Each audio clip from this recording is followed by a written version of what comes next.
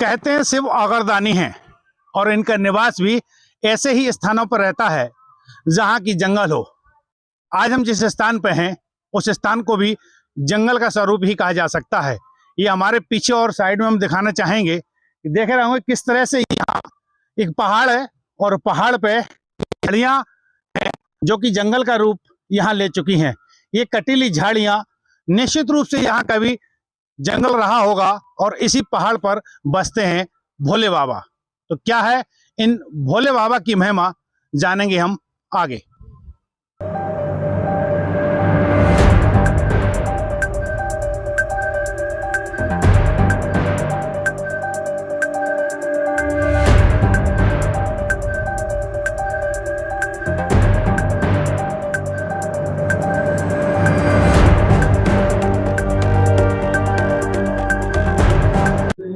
तीन 300 सीढ़ियां ऊपर चढ़ने के बाद लगभग हम पहुंच चुके हैं 350 फीट की ऊंचाई पर। और इस ऊंचाई पर ये देखेंगे आप गुफा है, पहाड़ के अंदर ये गुफा बनी हुई है प्राकृतिक रूप से यहाँ। और यहाँ विराजे हैं बाबा भोलेनाथ, ये उनके दर्शन कराएंगे। इनको यहाँ सिद्धेश्वर के नाम से पुकारा जाता है और ये सिद्धेश्वर हैं खड़ीचा की सिद्ध गुफा के बारे में आपने सुना होगा। ये खड़ीचा की सिद्ध गुफा है जिसमें विराजे हैं भगवान शिव, जिनको सिद्धेश्वर कहा गया है। और यहाँ देखेंगे ये गुफा के अंदर पानी भरा हुआ है। 350 फीट की ऊंचाई पर इस गुफा में 12 महीने यहाँ जल भरा रहता है। ये प्रकृति की महिमा है, ईश्वर का वरदान है कि जहाँ नीचे जमीन में खोदने पर पानी नहीं निकलता है, वहीं पहाड़ी के ऊपर यहाँ ये जल भरा हुआ है। तो सिद्धेश्वर भगवान की ये कृपा है। क्या है सिद्धेश्वर भगवान की महिमा और क्या है यहाँ के चमत्कार, जानेंगे हम यहाँ के पुजारी से, साथ ही यहाँ जो आने वाले भक्त हैं उनसे। इस खड़ीचा सिद्ध को मंदिर पर जो सालों से पूजा अर्चना का काम करते आ रहे हैं सुशील शास्त्री जी, उनका परिवार यहाँ एक लंबे समय से जुड़ा हुआ है। हम सीधा उनसे बात कर लेते हैं, हमारे साथ है। क्या कहेंगे महाराज जी, ये जो सिद्धेश्वर भगवान का मंदिर है, गुफा है, ये कितना प्राचीन स्थान है और उसका प्राकट्य कैसे हुआ है? देखिए तिवारी जी, सबसे पहले मैं आपको धन्यवाद देना चाहता हूँ कि आप आज हमारे सिद्धेश्वर बाबा के पावन सानिध्य में और दर्शन करने के लिए आप आए हुए हैं। सभी के लिए आप बहुत बहुत साधुवाद है। और बात यह है कि यह सिद्धेश्वर महाराज का जो पावन स्थान है वह बहुत प्राचीन है। करीब इसका समय तो मैं नहीं बता सकता, जब से ये पहाड़ गिर कंदराओं का निर्माण हुआ है लगभग उसी समय से ये सिद्धेश्वर महाराज इसमें विराजमान हैं। और हमारे परिवार के लोग 4 पीढ़ी से, और इस निर्जन में अब तो मार्ग भी बन गया, पहले तो मार्ग से भी ठीक से नहीं था। हमारे दादा परदादा और यहाँ आदाया करते थे पूजा अर्चन करने के लिए। यहाँ कोई नहीं आता था, अधिक कम संख्या में लोग आते थे। अब आज वर्तमान युग में तो यहाँ बहुत अच्छी व्यवस्था हो चुकी है। हमारे जो आजू बाजू गांव के लोग हैं सभी का इसमें सहयोग है और सभी की निष्ठा है इस स्थान के प्रति। जो भी भक्त दूर दराज से कहीं से भी कोई आता है तो सभी की मनोकामना सिद्धेश्वर महाराज पूर्ण करते हैं।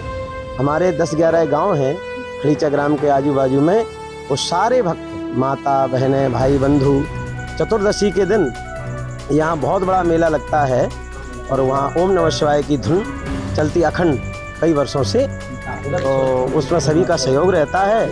और तिवारी जी, इस स्थान की तो हम जितनी महिमा अपने मुखारबिंद से कहें उतनी कम है, क्योंकि यहाँ तो जो भक्त आते हैं उन्हीं को पता चलता है कि मनोकामना जो भी लेकर के आए। यहाँ कोई भभूति देने वाले नहीं है, हम भी यहाँ किसी को भभूति इत्यादि नहीं देते।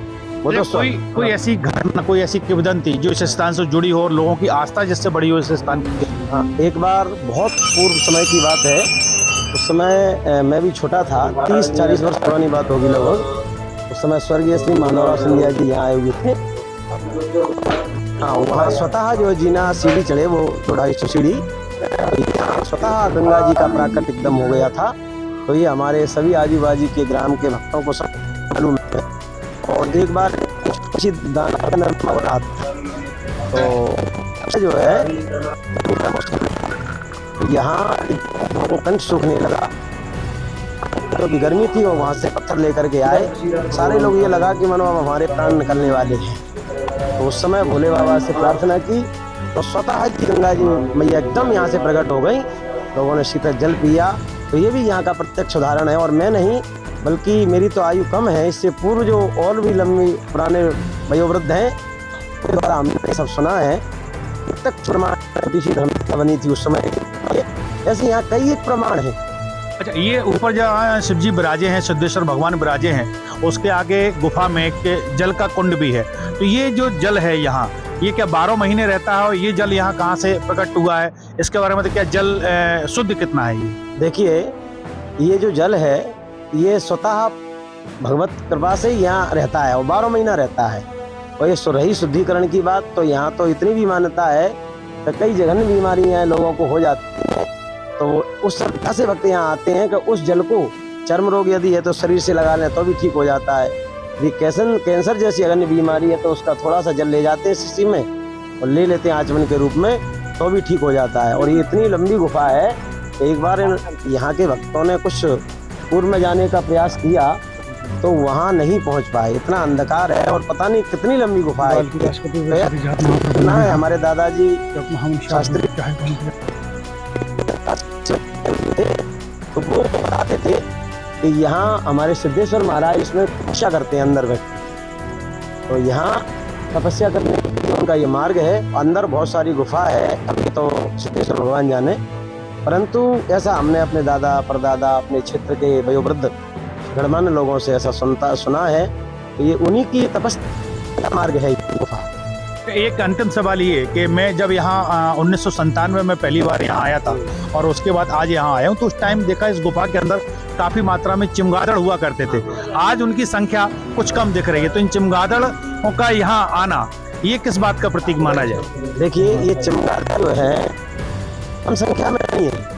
वस्तुतः पहले जनसंख्या कम आती थी इसलिए जनसमूह बढ़ता था। आज इस सुनसान में आओ तो एकदम जो हजारों की तादाद में यहाँ दिखाई पड़ेंगी। बंदर, भालू इत्यादि अन्य भी जीव जंतु यहाँ आते हैं। वो ऐसा मानना है मेरा तो कि वो भी कोई एक पक्षी के रूप में या चमगादड़ के रूप में कोई संत है, किसी से कोई अपराध बन गया सिद्धेश्वर बाबा के सानिध्य में आकर के भजन करते हैं और के लिए और भगवान सिद्धेश्वर की आराधना के रूप में वह विराजमान है। ये चमगादड़ इत्यादि ये सभी कोई ना कोई महापुरुष ही है, ऐसा हमारे शास्त्रों में वर्णन है और हमारे विद्वानों के द्वारा भी हमने ऐसा सुना है। बिल्कुल, ये हमारे साथ थे पंडित सुशील द्विवेदी जी, जो कि इस सिद्धेश्वर गुफा की बात करें, सिद्धेश्वर धाम की बात करें, यहाँ से एक लंबे समय से इनका परिवार जुड़ा हुआ, 3 पीढ़ियों से पूजा करते आ रहे हैं। इनका भी ये कहना है जब यहाँ कोई सच्चे मन से अपनी मनौती लेकर आता है, श्रद्धा से अपना शीश झुकाता है, तो भोले बाबा उसकी हर मनोकामना को पूरी करते हैं। हमारे साथ इस मंदिर से जुड़े हुए कुछ और भक्त भी हैं, हम उनसे भी बात कर लेते हैं। क्या कहेंगे दादा, क्या नाम है आपका? कितने दिनों से यहाँ रह रहे हैं आप? हमारी तो 4 पीढ़ी हो गई यहाँ, 4 पीढ़ी। बिल्कुल यहाँ आते आते हम पिताजी आते थे और पिताजी के पिताजी आते थे, वो सदा से चल रहे। अब 5वीं पीढ़ी आ रही जी। अच्छा, हाँ। अच्छा, आप कहाँ से हैं भाई साहब? क्या नाम है आपका? मेरा शशिकांत पाठक, ग्राम नगर से। नगर। क्या सिद्धांत को लेके? हमने जो ये साई देखा है, हमारे पूर्वजनों से बताते हैं कि ये साई था, ये साई है, प्राकृतिक बना हुआ है। प्राकृतिक बना हुआ है। तो यहाँ लोगों की धारणा कैसे बढ़ी है? लोगों यहाँ कैसे बढ़ा है लोगों का? किसी भी आदमी का काम सिद्ध होता है तो आते हैं लोग अपनी साधना लेकर। हमारे साथ एक भक्त और है जो यहाँ जुड़े हुए हैं। जब इस कररा अंचल में शिव समस्या थी तब उनके साथ भी एक घटना घटी थी और उस वक्त भी इन्होंने सिद्धेश्वर महाराज का यहाँ ध्यान किया था और निश्चित रूप से ध्यान करने के बाद इनकी सुनवाई भी हुई थी। क्या नाम है, क्या कहेंगे आप? मेरा साहब नाम रमेश कुशवाहा है, मैं फतेहपुर का रहने वाला हूँ। मेरी पकड़ी हुई समय मैंने भगवान का स्मरण किया। सिद्धेश्वर महाराज क्या दिया कि विष्णु प्रिय नमस्तभ्यामी जगद्रते हाथंकरी सत्यामी मेघ पुष्ट नमो नमस्ते महामाय पीडेश्वर पंचम संत चक्र हस्ते महालक्ष्मी नमो नमस्तभ्यामी। तो मैंने इतने देवताओं का स्मरण किया। तो मेरे 2-3 दिन हम ब्राह्मणों के साथ रहे। सुबह 8-9 बजे उनकी सब लोगों की नींद लगने के बाद मेरी नींद खुली तो हम दौड़ के भाग गया। तो उनने जो ऐसी कृपा हुई सिद्ध बन गई कि मैं कुछ नहीं बिगाड़ पाया उनने जी। तो बिल्कुल ये भक्त हैं, इनकी आस्था इसलिए कि जब डकैतों ने इनकी पकड़ की और उन्होंने सिद्धेश्वर सरकार का स्मरण किया तो उनको डकैतों के चंगुल से मुक्ति मिल गई थी। कैमरा सहयोगी सचिन साहू के साथ नरेंद्र तिवारी, जनपहल न्यूज, करेरा।